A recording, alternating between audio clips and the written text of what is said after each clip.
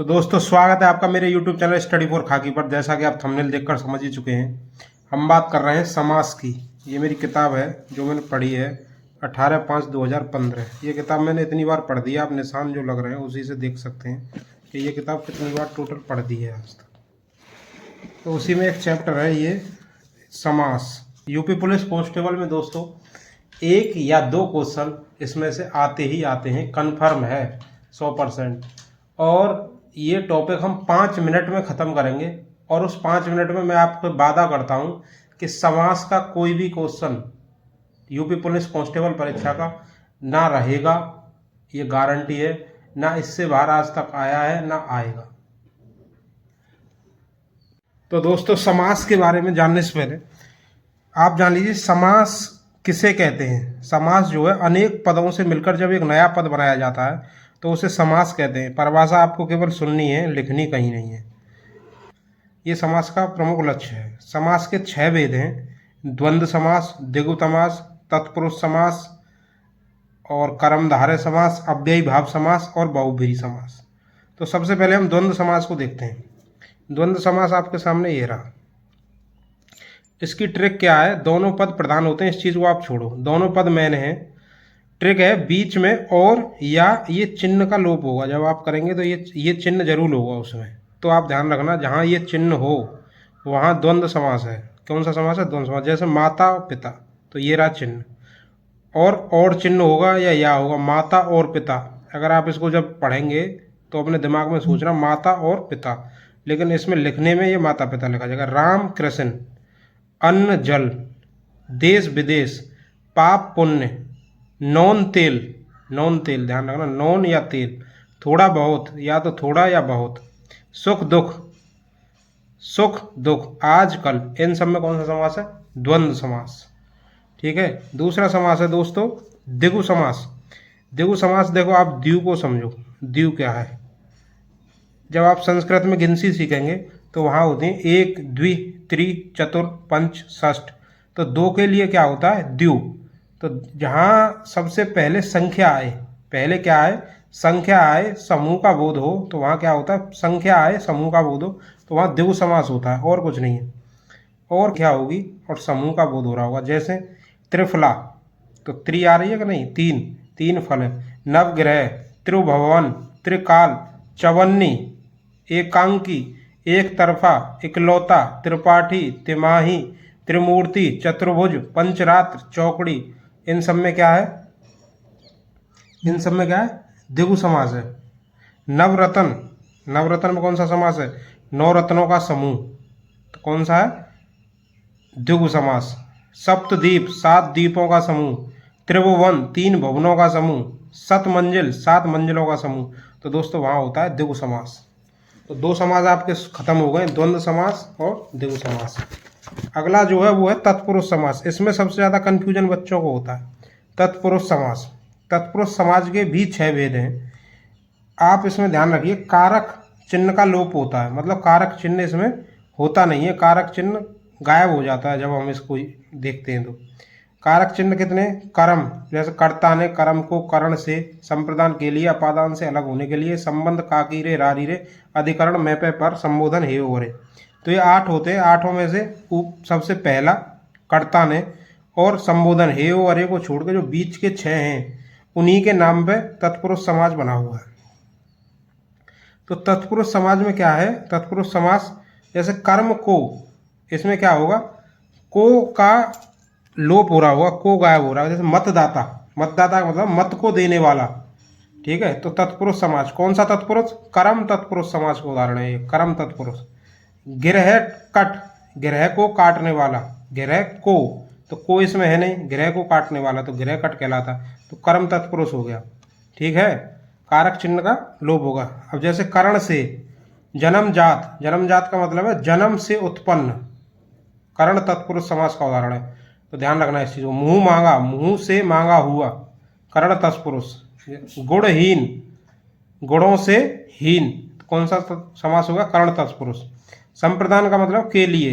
हथकड़ी, हाथ के लिए जो कड़ी है। सत्याग्रह, सत्य के लिए जो आग्रह है। युद्ध भूमि, युद्ध के लिए जो भूमि है, तो संप्रदान तत्पुरुष हो गया। ये ध्यान रखना आप। अपादान, अपादान मतलब अलग होने के लिए, अपादान से अलग होना। धन से हीन, तो धन से हीन, धन है ही नहीं, बिल्कुल अलग हो गया उससे धन, तो कौन सा समास है? अपादान तत्पुरुष। भयभीत, भय से भीत, भय मतलब उसको है ही नहीं, भय से भीत, भय बहुत ज़्यादा है तो अलग हो रहा है इसमें, समझ रहे? जन्मांध, जन्म से अंधा, अपादान तत्पुरुष। संबंध काकीरे, अब इसको समझ। प्रेम सागर, प्रेम का सागर। दिनचर्या, दिन के लिए जो चर्या है। भारत रत्न, भारत का रत्न। अगला देखें, अगला है अधिकरण में पर। नीति निपुण, नीति में निपुण, में आ रहा है कि नहीं, तो अधिकरण आ गया यहाँ।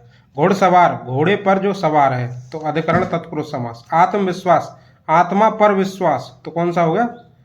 इसमें अधिकरण तत्पुरुष समास। अब आगे देखें, कर्मधारय समास, बहुत छोटा सा है। कर्मधारय समास में क्या होता है कि दो पद जो होते हैं, मतलब दो पद में पहला पद जो होता है वो विशेषण होता है। विशेषण उनको कहते हैं जो संज्ञा सर्वनाम की विशेषता बतलाते हैं, और जो जिसकी विशेषता बतलाई जाती है उस पद को कहते हैं विशेष। तो आप इसको छोड़ें, आप केवल इतना ध्यान रखें, जब आप उसको तोड़ेंगे शब्द को तो है जो निकलेगा, है जो, जिसमें है जो आ रहा है। यूपी पुलिस के लिए बस इतना बहुत है, जहाँ है जो आ रहा है वहाँ कर्मधारय है, कर्मधारय है जो, बस इतना ध्यान रखें, कर्मधारय है जो, कर्मधारय है जो, इतना आप रट लें। काली मिर्च, काली है जो मिर्च, तो कौन सा आ गया? कर्मधारय। नील कमल, नीला है जो कमल, नीला है जो कलम, कमल, कर्मधारय, ध्यान रखना। पीतांबर, पीला है जो अंबर, पीला है जो अंबर। चंद्रमुखी, चंद्र के समान मुख। सतगुण, सत्य है जो गुण, तो कर्मधारय, ज्यादातर कर्मधारय में है जो आता है, इस चीज का ध्यान रखें। पहला पद जो होता है वो विशेषण होता है, ये इसकी परिभाषा है। दूसरा पद विशेष होता है और दूसरा पद ही प्रधान होता है। ये सब आपको नहीं देखना है, आप केवल यूपी पुलिस के लिए ध्यान रखें, कर्मधारय है जो, काली है जो मिर्च। और भी उदाहरण आप इसको देख लीजिए, बस इतना ही है। इसके बाद पांचवा हमारा समास है, वो है, पांचवा हमारा समास है अव्ययी भाव समास। अव्ययी भाव, अव्ययी थे आप देखना, एक चैप्टर हिंदी में होता है अव्यय, अव्यय चैप्टर आपका होगा, वो आपको पढ़ना भी पड़ेगा। अव्यय मतलब वो शब्द होते हैं अव्यय जो किसी भी लिंग, वचन, समय, स्थिति के अनुसार बदले नहीं जाते, जैसे हैं वैसे ही रहेंगे। और अव्ययी भाव समास क्या है? क्रिया विशेषण के रूप में ये शब्द जो आते हैं ये अव्ययी भाव के होते हैं, ये हमेशा क्रिया विशेषण के रूप में आते हैं। पूर्व पद अव्यय होगा जो बदला नहीं जा सकता, उसको अव्यय कहते हैं, ठीक है। जैसे यथा स्थान, आजीवन, तो इसमें जो यथा है ये अव्यय है, आजीवन में आ अव्यय है, प्रतिदिन में प्रति अव्यय है। अब ये जो है ये कभी बदले नहीं जा सकते। जैसे प्रतिदिन, तो प्रतिध्वनि, प्रति क्षण, ठीक है। प्रतिघात, तो ये किसी भी जीवन, दिन, क्षण, ध्वनि, घात, इन सब के लिए बदले नहीं जा रहे, एक सा ही है। तो उदाहरण देख लीजिए, यथा स्थान, आजीवन, प्रतिदिन, यथा समय, यथा सामर्थ्य, यथा शक्ति, यथार्थ, यथा योग्य, अकारण, आमरण, अनुसार, प्रतिध्वनि, प्रतिक्षण, लाजवाब, प्रतिघात, निर्भय, प्रत्येक, बेरहम, मनमाना, बेकाम। तो इसमें जो पहले पहले जो अक्षर जितने भी हैं ये सब अव्यय हैं, ये सब अव्यय हैं। तो इसमें कौन सा हो गया? अव्ययी भाव। ध्यान रखना इस चीज़ को, पहला पद अव्यय होगा, ध्यान रखना। तुम केवल दो चीज़ याद रखो, आजीवन और प्रति जहाँ आ रही हो, आजीवन, प्रति, यथा, आ जहाँ आ रहा हो, ठीक है, इन सब में वो होता है, और कुछ नहीं है इसमें, यही इसकी ट्रिक है। अगला हमारा लास्ट है बहुब्री समास। बहुब्री समास में क्या होता है? तीसरे का बोध होता है। किसका बोध होता है? तीसरे का बोध होता है। दो शब्दों से मिलकर जो बना होगा और उसमें तीसरे का बोध हो रहा होगा, तो उसमें कौन सा समास होता है? बहुब्री समास होता है। कि आत्मा का, महान आत्मा है जिसकी, ठीक है, ऊंची आत्मा वाला। नीलकंठ, नीला है कंठ जिसका, अर्थात भोलेनाथ, शिव। लंबोदर, लंबा है उदर इसका, तो लंबा जिसका पेट है, जिसका पेट, उसको बोलते हैं गणेश। गिरधर, गिरी को धारण करने वाला, पर्वत को धारण करने, जिसने अपने हाथ पर धारण कर रखा उसको कहते हैं, क्या कहते हैं? कृष्ण। तो ये गिरधर भी बहुब्री समास। मक्खी चूस, बहुत कंजूस व्यक्ति, तीसरे का बोध रहा है ना, मक्खी का हो रहा है ना और दूसरे शब्द का हो रहा है, तो इसमें क्या, मक्खी चूस का क्या होगा? बहुत कंजूस व्यक्ति, तो इसमें बहुब्री समास है। 10 मुख, 10 मुख मतलब 10 मुख वाला, अर्थात रावण, तो रावण को क्या कहेंगे? तीसरे का बोध हो रहा है, बहुब्री समास। देवराज, देवताओं का राजा, अर्थात इंद्र। वज्रपाणी, वज्रपाणी मतलब वज्र है, पाणी मतलब हाथ में, जिसके हाथ में वज्र है अर्थात इंद्र। सचिपति, सची का जो पति है, जो सची का पति है अर्थात सची किसकी पत्नी का नाम है? इंद्र की पत्नी का नाम। तो यहाँ भी बहुब्रीहि समास है। घनश्याम, जो श्याम वर्ण का है, श्याम वर्ण का है, और घन माने बादल, जो श्याम वर्ण के बादल हैं अर्थात इसका घनश्याम का मतलब होता है कृष्ण। मकर ध्वज जो हैं जिनको बोला जाता है, वह जिसके मकर का ध्वज है, मकर का ध्वज किसका होता है? कामदेव का। ठीक है। आशुतोष, जो शीघ्र ही, आशु मतलब तुष्ट हो जाते हैं, मान जाते हैं, खुश हो जाते हैं, तो वो कौन है? भोलेनाथ हमारे। तो उनका क्या है? आशुतोष। तीसरे का बोध हो रहा। चंद्रमौली, चंद्रमा है माथे पर जिनके, तो चंद्रमा किन के माथे पे है? वो है भोलेनाथ के माथे पे, महादेव के माथे पे।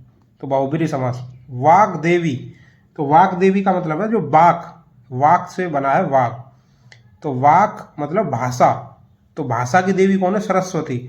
आपने जब संधि पढ़ेंगे तो आप समझेंगे, जब किसी भी उसका पहला अक्षर आता है तो वो तीसरे अक्षर में कन्वर्ट हो जाता है। तो का कबूतर से यहाँ गा गमला बन गया, तो वाग देवी बन गया अर्थात। पुंडरीक, तो पुंडरीक जो है जो कमल के समान है, जो कमल के समान है, पुंडरीक मतलब विष्णु भगवान।